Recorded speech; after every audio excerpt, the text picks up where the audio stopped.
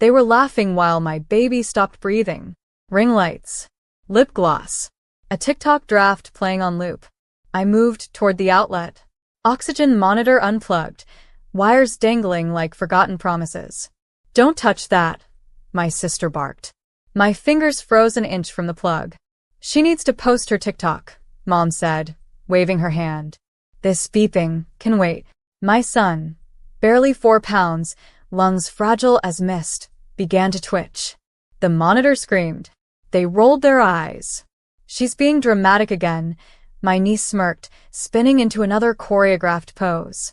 Then he turned blue, chest rising and falling like a broken machine. Dad didn't flinch. Maybe it's better this way, he muttered. Weak ones don't deserve to live anyway. That's when something inside me broke. Not loud, not sharp, just a soft click, like the sound of a woman deciding she's never going back. I reached to reconnect the monitor. My sister grabbed my wrist midair. Don't ruin her moment. I looked at her, this woman I used to share secrets with, and saw only teeth. I didn't scream, didn't plead. I stepped back, took out my phone, and hit record. Then I whispered, 911. My child can't breathe, and my family just unplugged his life to charge a phone. As the siren screamed through the speaker, my niece twirled again, laughing, because she didn't know what was coming. But I did. My name is Juliet Lane, and if you think you know how this ends, stay tuned. What happens when a mother is forced to choose between her bloodline and her blood? The paramedics arrived in 3 minutes. But in betrayal time? That's a lifetime. I watched them push past ring lights and glitter. Watched my mom gasp, as if she were the victim. Wait, it's just a misunderstanding. She tried to pull one of them back. They brushed her off. I pointed to the monitor. Still unplugged. Still lifeless. And then to the corner, where my son's tiny body lay trembling, lips blue. He stopped breathing. The outlet was used to charge a phone, I said, voice steady. The medic glanced at the charger, then to the half-lit screen showing a paused TikTok draft, then at my dad. And maybe it was the way he didn't look away, didn't flinch, like guilt was a foreign language to him. They swarmed my baby. One worked the oxygen. One checked his vitals. And one turned to me and said, "You did the right thing. If you hadn't called, he might not have made it." That's when I heard the video still playing on my phone. Not the TikTok. My recording. Every word. Mom's indifference. Dad's cruelty. My sister's grip. The laughter. The truth. My niece walked over, finally catching on. "You didn't actually send that, did you?" I turned my phone so she could see it uploading. To drive, to cloud, to backup. Then I whispered, "Not yet." Police showed up moments later. Mom tried again. "She's exaggerating. That monitor's always beeping. We didn't mean any harm." But the officers weren't listening to her. They were listening to my son's faint, gasping breaths. And the medic's voice saying, "Get Child Protective on the line. This is beyond neglect." My dad finally moved. "You called the cops on your own family?" I looked him dead in the eyes. "You unplugged my son's lungs for a TikTok." Then I handed the officer my phone. "Everything's on here." He took it, nodded, and in that moment I realized the silence I had grown up swallowing was about to choke them. By nightfall, the house felt like a crime scene, because it was. Yellow tape over the nursery door. The same door my mother once painted yellow when I brought my son home from the NICU. Now she stood outside it, pacing, crying not for my baby, but for herself. "They're treating us like criminals," she hissed, as if that wasn't what they were. My niece was still filming, whispering to her followers on live.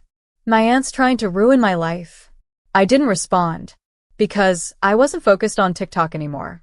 I was busy printing legal copies of the footage. Flash drives. Backup drives. 3 of them. One already in my lawyer's hands. My son lay in a hospital crib now. Stable. Breathing. The nurse said he flinched when anyone turned off the lights, because his last memory of home was blue skin and no air. I stood by his side and said, "Not again. Not ever." Then I open my email and press send. One to Child Services, one to the local news, and one to the same talent agency my niece had been begging to notice her. Subject line: behind the filter, the truth about your newest influencer. Attached, the uncut clip. I didn't need to add a caption. The footage spoke for itself. By morning, it had over 4 million views. The comments weren't kind. She stepped over a dying baby for content.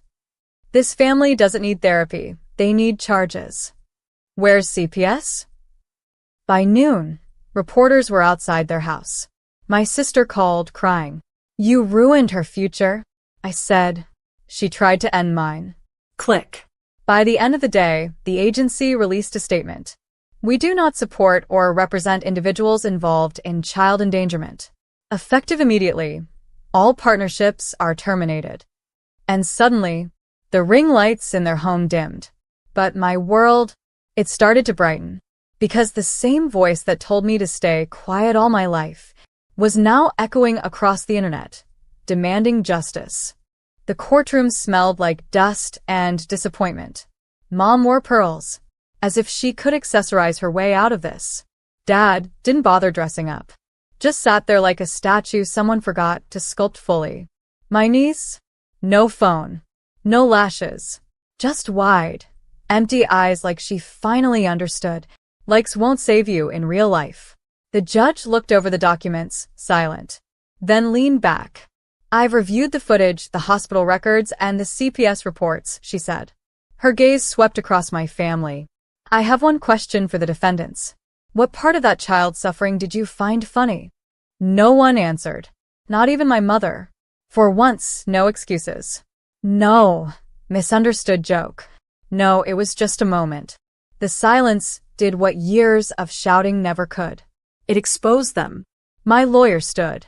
Your Honor, we're requesting full restraining orders, a no-contact clause, and immediate placement on the child neglect registry. The judge nodded slowly. Granted. Effective immediately. Mom gasped, like she'd been shot in the heart. You can't do this. We're family. I stood.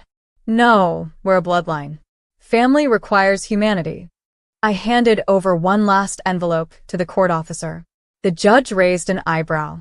What's this? A second video, I said. Dated months earlier. Footage from a baby cam they didn't know I still had. It showed my dad tossing a blanket over my son's incubator to shut him up. Showed my sister yelling at me for turning the oxygen back on. Showed my mom shrugging, sipping wine. The court gasped. The judge banged the gavel. I'm elevating this case to criminal negligence. An investigation will proceed immediately. And just like that, the people who unplugged my child for a dance video were now facing felony charges. Outside, reporters gathered. My lawyer turned to me. Do you want to give a statement? I looked at the cameras and whispered, tell them I'm not a hero. I'm just a mother who finally pressed play. My house used to echo with their voices. Now, just lullabies and steady breaths. My son slept, chest rising, falling, as machines quietly monitored his tiny heart. Safe. Because I built a home that didn't need apologies to survive. Meanwhile, across town, my sister's face was splashed on every local channel. TikTok influencer turned cautionary tale. Family charged after viral clip reveals dangerous neglect of infant. I didn't need to speak. The world had seen it all. Even brands that once partnered with my niece were pulling away like they'd touched fire. We had no idea she was involved in something this cruel. Their golden girl now trended under the tag. #oxygen for likes. Mom tried texting. Please talk to us. It got out of hand.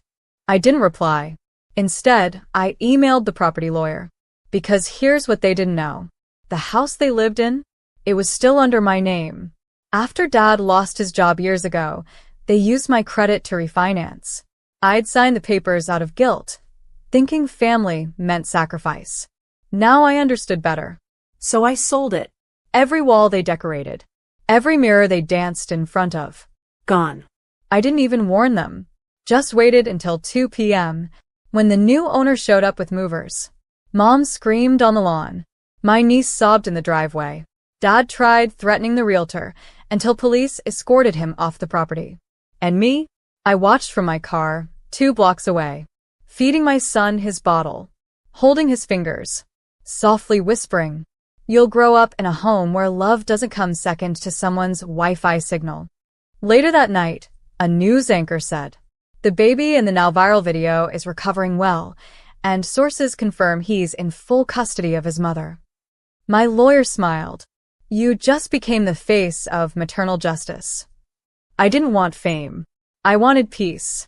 But if the cost of peace was telling the world exactly who they were, then let the whole world hear. It started with one interview, a quiet studio, a soft-spoken journalist, and my sleeping son in my lap. She asked, "Why did you hit record?" I paused. Not for drama. Not for tears.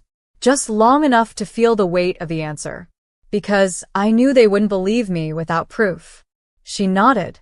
The segment aired that night, local TV, prime time. By sunrise, it was everywhere. National headlines.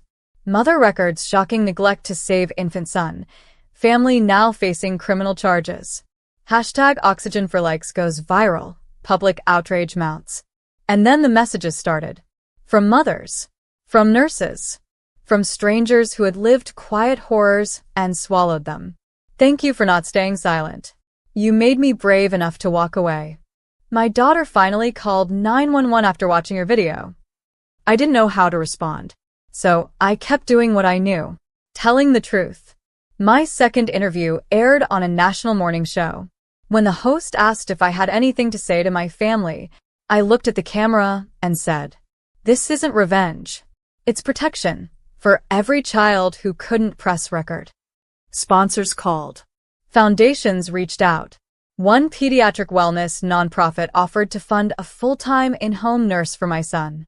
Another asked me to speak at their summit on digital abuse and neglect. Suddenly, the woman they mocked for being too sensitive was now the face of a movement. But the best moment? It came at 2 a.m. My son stirred in his crib. I went to check on him, the oxygen monitor still blinking, quiet and strong. I bent over, kissed his cheek. And he smiled. Not a reflex. A real, tiny smile. The kind that says, "I feel safe." That's when I knew. They'd stolen so much from me. But not him. He still had wonder. Still had breath. Still had me. The courtroom was packed this time. Reporters. Advocates. Even a senator's aide sat in the back row, scribbling notes. My sister sat at the defense table, eyes hollow. No lashes. No spotlight. Just the shadow of what she built and destroyed. Mom looked older. She scanned the room for sympathy. Found none. Dad didn't show. Word was, he'd skipped town after the house was sold. And me? I wore no makeup. No power suit.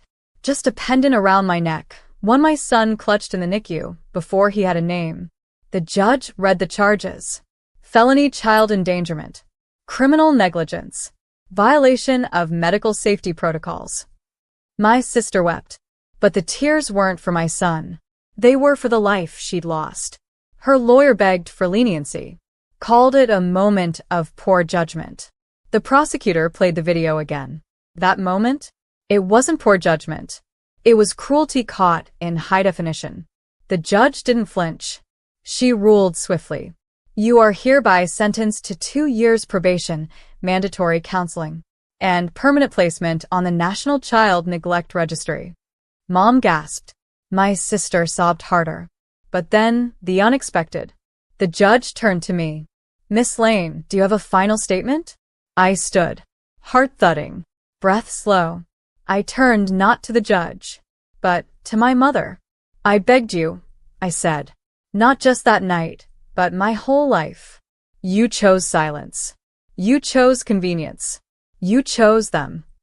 Then I turned to my sister. You danced over my child's body. I hope you remember that when no brand returns your emails. I faced the court. And to anyone watching, wondering if they should press record too, I lifted my phone. Do it. You're not crazy. You're not dramatic. You're proof waiting to be believed. The courtroom clapped. Not loud, just enough. Like justice exhaling. Outside, flashbulbs popped. My lawyer leaned in and said, "They want to put your story in a documentary." I nodded, but my mind was already home, with a baby wrapped in light, breathing. It's been a year. My son walks now, wobbly steps, gummy grin, hands in the air like every moment is applause. We moved to a small town where no one calls him that baby from the video. Here, he's just Noah. Strong. Curious. Unbroken. The oxygen monitor sits in a shadow box on the wall. Wires still frayed where I found them, but framed like armor. A reminder that survival doesn't always roar. Sometimes it wheezes first. Mom sent one last letter. No apology. Just a line scribbled in shaky ink. You were never meant to be a mother. She was right. I was meant to be his. My sister disappeared from the internet.